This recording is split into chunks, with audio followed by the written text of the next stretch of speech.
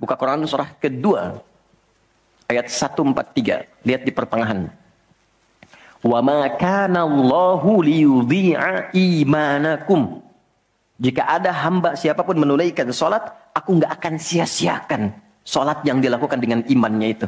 Maksudnya apa? Akan dibalas, diberikan perhatian sesuai dengan kadar salatnya. Disebut dengan iman. Dan yang paling dahsyat, ketika seseorang salat menghamba, kan gerakannya ruku, sujud, menghamba kan? Maka naik statusnya dari sekedar manusia biasa menjadi abdun. Teman-teman, ini rahasia besarnya. Perintahnya fa'budni, yang kita baca iyyaka na'budu, asal katanya dari kata abada, orangnya abdun, zamannya ibad. Dan tidak pernah disebutkan dalam Quran kata abdun kecuali untuk mengangkat derajat hamba di hadapan Allah. Contoh, Nabi Muhammad ketika peristiwa Isra dan Mi'raj dipanggilnya dengan nama apa? Quran surah 17 ayat 1. Subhanalladzi asra bi'abdihi. Tidak disebut nabi, tidak disebut rasul, tapi abdun. Nabi Sulaiman ketika diberikan kekuasaan besar, punya kedudukan yang hebat sampai menundukkan awan. Ya, sebelum Songgohan punya awan Kinton, Nabi Sulaiman sudah punya duluan. Suzuki Yatanabe tahun 96 kan, bikin komiknya. Saya nggak terlalu baca itu atau tonton, tapi saya tahu. Itu awan ditundukkan, angin bolak-balik. Ketika mendapatkan kedudukan itu, sifat yang disebutkan abdun, bukan nabi. Bukan rasul. Quran surah 38 ayat 30. Wa wahabna li Dawuda Sulaiman ni'mal abdu. Oke, Nabi Zakaria alaihissalam ketika akan diangkat statusnya dari suami menjadi ayah. Dan sudah berharap tinggi. Dikabulkan, naik status, diberikan anugerah, disebutnya dengan abdun. Quran surah 19 di ayat yang kedua. Dzikra rahmati rabbika abdahu Zakaria. Nabi Nuh diangkat status memimpin kelompok generasi manusia setelah Nabi Adam. Naik ke kapal, jadi pemimpin besar. Begitu diangkat, yang disebut statusnya abdun. Quran surah 17 ayat 3. Innahu kana abdan syakura. Kenapa disebutkan abdun? Abdun itu sifat penghambaan. Semakin tinggi ibadahnya, semakin tinggi pendekatannya ke Allah, semakin diangkat. Jadi dengan Allah itu karena Allah Khalik, kita makhluk. Laisa kamitslihi syai', enggak sama sifatnya. Jadi kalau ke Allah itu jangan terlalu ngangkat. Kalau tinggi direndahkan, kalau rendah ditinggikan. Karena itu kenapa saat sholat kita merendah supaya ditinggikan. Itu poinnya. Jelas ya? Itulah sebabnya kenapa Nabi dijamin surga, turun surah Al-Kautsar itu, satu-satunya Nabi yang sebelum wafat turun surganya. Rasulullah. Dengan turunnya surah Al-Kautsar. Kenapa? Salah satunya karena ibadahnya. Coba lihat kesaksian Sayyidah Aisyah itu di Al-Bukhari nomor hadis 1147. Kedatangan tabi'in namanya Abu Salamah bin Abdurrahman, tanya bagaimana sholat malamnya Nabi. Kata Sayyidah Aisyah, jangan ditanya panjang dan khusyuknya. Panjang dan bagusnya. Beliau memang sholatnya 4 rakaat di awal, tapi jangan tanya panjang dan bagusnya. Beberapa sahabat dulu pernah pengen tahu, penasaran. Diikuti sholat di belakang Nabi.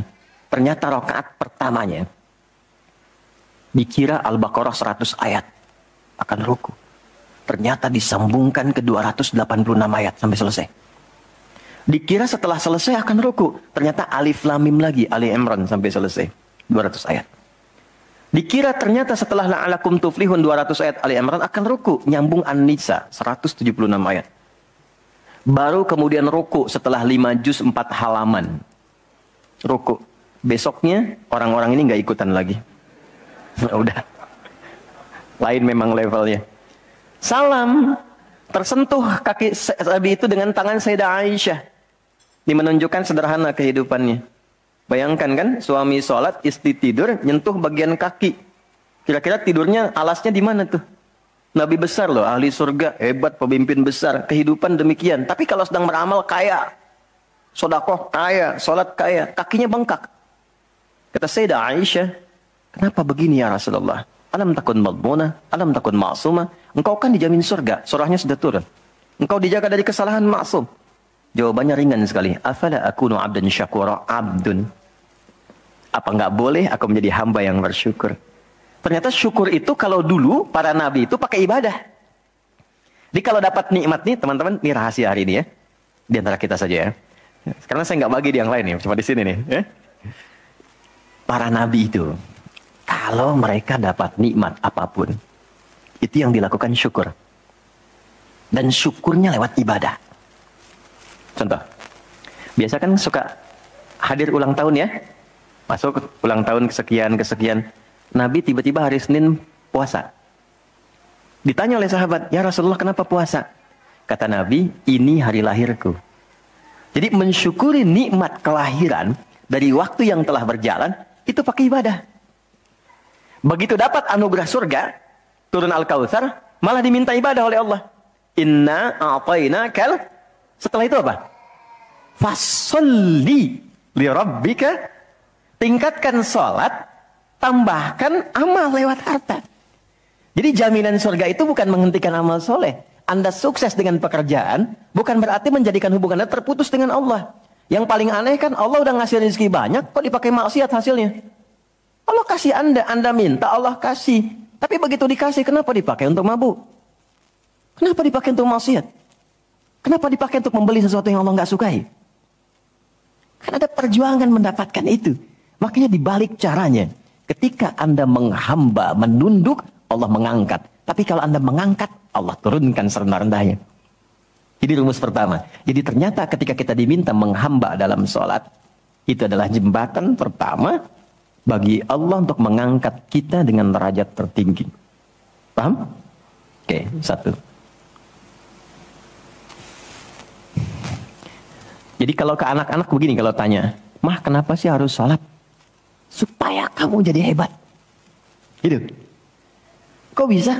Lihat Umar. Sebelum sholat. Orang biasa. Kerjanya begini. Cuman jalan-jalan. Mabuk dan sebagainya. Tapi setelah sholat.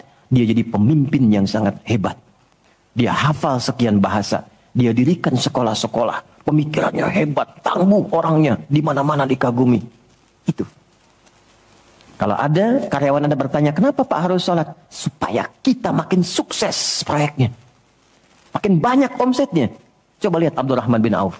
Bukankah sebelum dia sholat, dia kaya tapi biasa, malah hilang kekayaannya. Tapi setelah dia sholat, dan dia praktekkan makna-makna dalam sholat, meningkat level kekayaannya sampai yang ketiga tertinggi. Dari kaya banget, kebangetan kayanya. Tuh, kapaknya terbuat dari emas kan? Abdurrahman bin Auf. Itu setelah sholat. Itu viral sekali kisahnya. Ya? Ya, jadi ini bagian pertama. Jadi ketika ada panggilan hayya 'alas shalah, atas jak Allahu Akbar, rasakan panggilan itu ingin mengangkat derajat kita. Jadi kalau panggilan sholat itu dipahami sebagai hanya tuntutan ibadah, nanti jadi beban. Allahu Akbar, sing ngantuk ya Allah. Tapi ketika Anda sudah merencanakan, kan malamnya kita bikin kurikulum, kan kegiatan kita tuh nyambung. Malamnya istighfar, menyiapkan kurikulum untuk besok. Istighfar itu mengoreksi yang belum bagus apa hari sebelumnya. Katanya pengen ke surga, surganya Firdaus, tapi sholatnya masih bolong-bolong. Baca Quran belum maksimal, sedekah belum ada. Kita koreksi besok terencanakan. Saya pengen sholat di tempat ini. Besoknya saya akan misalnya mengerjakan ini, capaiannya ini. Bikin kurikulum A sampai Z. Begitu kita bangun tidur, dipanggil. Allahu Akbar, Allahu Akbar. Yang kita siapkan itu tadi, rencana. Dibawa menghadap Allah, minta kemudahan. Minta perlindungan, minta pengangkatan. Makanya kenapa sholatnya disebut subuh dari kata asbah. Sesuatu yang sudah siap dengan rencana. Wasubhi idza tanaffas. Quran surah 81 ayat 18. Di orang Islam itu bangun dari tidur, dia sudah punya rencana yang mau dia siapkan ke depan apa. Jadi nggak ada ceritanya ke depan bingung. Jam 7 mau kerjakan apa, 9 ada di mana. Rencana itu dibawa menghadap Allah. Dalam sholatlah kita mintakan kemudahan. Itulah pengantar, pengangkat derajat. Jadi ketika azan berbunyi kalimatnya Allahu Akbar, Allahu Akbar. Ini peluang saya. Jelas?